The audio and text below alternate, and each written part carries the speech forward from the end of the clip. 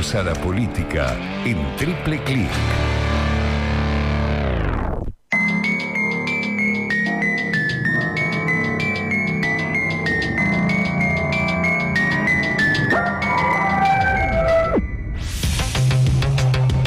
Y estoy para que me metas un F5, una crónica de los últimos episodios que suma esta saga.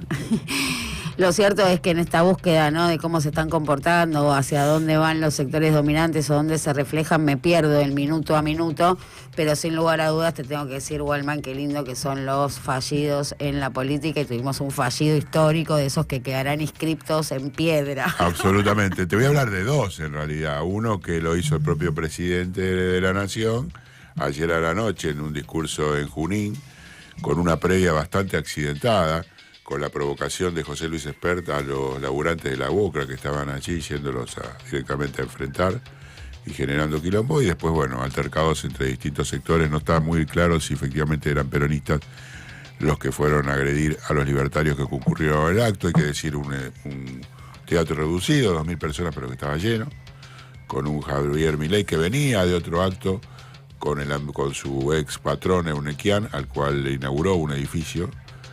Y en esta suerte de raíz, en el primer acto de la campaña de la provincia de Buenos Aires, un Javier Milei diciendo: le choreamos el choreo. Si a eso efectivamente era lo que te referías. Literal, ¿no? Así, eso fue lo que dijo. Te mando un literal. Sí, te mando un literal.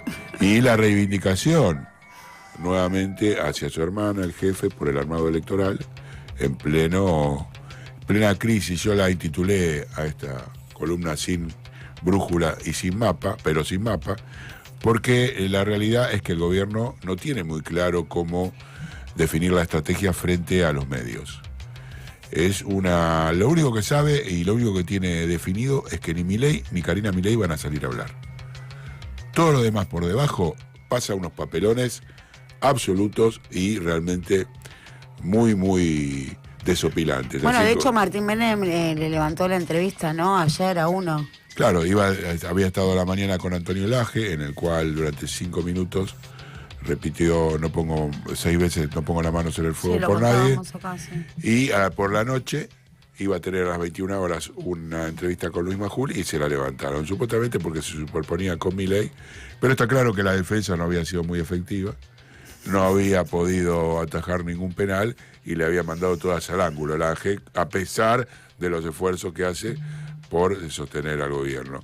Y durante el día, creo que también ocurrió, es que el mismísimo Guillermo Franco tuvo que salir a pedir disculpas. Sí, ¿no? Tuvo que salir a pedir perdón a Victoria Villarruel. ¿Tuvo o también te pregunto eso, ¿no? Lo apretó Victoria. Pero y... ¿no hay ahí un indicio, te lo pregunto, de esto de esto se hunde, viene esta mina en el armado que se viene esta mina es tremenda, me hago amigo? ¿No hay algo de eso?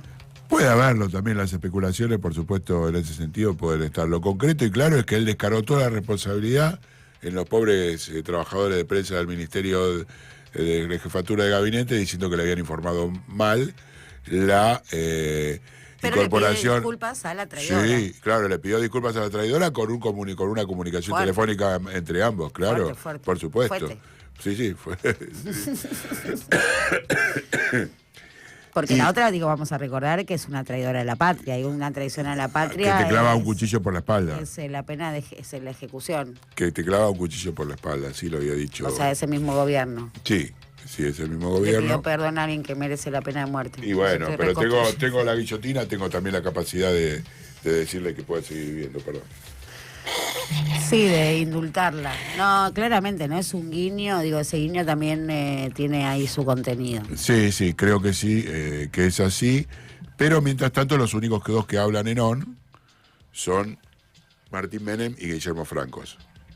Después, por supuesto, el tuit de, como decíamos ayer, de Lule Menem, el único que ha hecho en su carrera como político, demostrando a las claras que fue forzado a llevar una respuesta sobre lo que estaba aconteciendo, asignado como uno de los máximos responsables, pero sin, por supuesto, conocerle la voz todavía la mayoría de los argentinos y ni siquiera la cara, porque es una persona que se mueve en el armado político y en la sombra. Si Karina Milei prácticamente no habla, porque tiene dificultades, está claro, para hacerlo. Ayer lo demostró nuevamente en la frase de 10 palabras que trató de llevar adelante.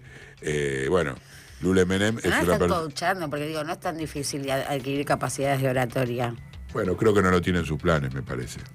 Claro. Creo que no tiene ningún tipo de coacheo, capacitación. No, yo creo que no. Aunque que yo sepa, no. Algunos habían dicho que había tenido en algún momento. Yo la vi mejor, la vi un poquito mejor. Un poquito mejor, ¿no? Que debe ser porque compartís mejor el sexo que la viste. Y un poquito de camaradería. Ningún tipo de camaradería. Yo creo que la única lucha es la de clases, Walman. Así que a mí no me... Sí, ninguna solidaridad. Geografía o historia. No, claro, geografía o historia. La escuché un poquito, pero no así, como un poquitito mejor. Sí, es una apreciación.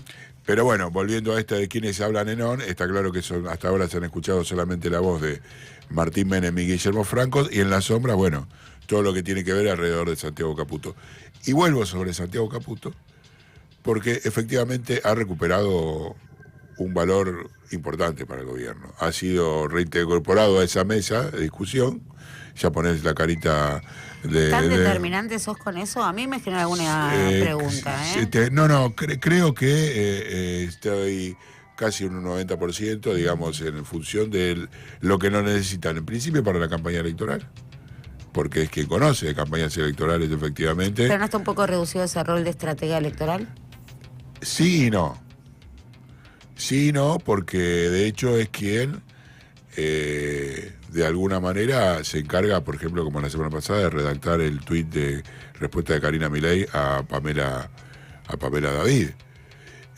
Y en este contexto sigue habiendo, digamos, por supuesto, la tensión con el sector de Lule Menem, pero está escondida. Está rezagada en función de la necesidad de atender una campaña electoral a la que la Fuerza del Cielo supuestamente iban a acompañar con todos sus soldados, y no se ve efectivamente que eso esté sucediendo. Eso hasta ahora no se ha verificado en las redes, y a esto te sumo que debería salir a poner la cara, que en definitiva, como me decía hoy a la mañana un colega, mi némesis, desde el 8 de agosto, que no da una conferencia de prensa. A tu amigo. Efectivamente. Adorni. Y ayer consultábamos en Casa Rosada y decían, bueno, no, hasta que esto no acampe. ¿Tenía que estar en campaña? Ah, no, yo no. No es campaña. Hasta que no acampe, hasta que no escampe, no vamos a salir a hablar. Y allí tenés justamente la debilidad, como te decía, de un gobierno que no encuentra por dónde salir. Retomo entonces lo que escuchábamos de estos recambios o este laboratorio que ya está pensando en los sectores dominantes y tan expresamente como se instalan los nombres de Ritondo, de Pichetto, Victoria Villarruel y ese armado o ese nuevo equipo de blancas. La pregunta, y te la traslado a Walman, que queda flotando, es si la supervivencia de este gobierno no está atada a la intervención. Digo, sin intervención, ¿cuánto se puede sostener? Digo, lo único que uno ve es terminales rotas. Digo, tanto en Santiago, en Karina, en Milei. Sí, bueno, por supuesto, esto no sabemos cuánto efectivamente se va a producir. Quizá no se produce esta y llegamos al 27 arrodillados, digamos, caminando cada vez más bajito. No dejar de mirar la campaña electoral, lo que efectivamente pueda acontecer en función de que, por más que no pierdan votos, qué va a pasar después de ese 7 de septiembre, después de ese 26 de octubre, con la economía de la cual vos vas a hablar ahora en un momento. Pero creo que esas terminales, que como vos decís, que están rotas, tienen camino para recorrer, digamos. Tienen a hacerse... Ayer me decían, si salimos a hablar, nos van a pegar porque hablamos. Y si no salimos a hablar, nos van a pegar porque no hablamos. Entonces, desde esa lógica, fingir demencia y continuar es lo que está haciendo el gobierno, y creo que por ese camino van a transitar seguramente las próximas semanas, y la caída, si efectivamente se produce, será por el cordón o el eslabón más débil, que para mí está mirándolo, como decían, no sé si Martín Menem, pero sí Lule Menem, de alguna manera pueda llegar a quedar desplazado. ¿Qué es lo que vaya a pasar, no? Es justamente final abierto, pero sí queda sobrevolando esto, ¿no? La idea es si se trata de una crisis terminal, cómo puede volver a respirar o conseguir oxígeno este gobierno. Sobrevuela esta intervención Ritondo y Pichetto. Y para hilar poesía y política que nos traía Pablo Di Pierri, vamos a recordar que esto también pasó en la Argentina. Triple Click, para no quedarte con el primer resultado que te aparece en Google.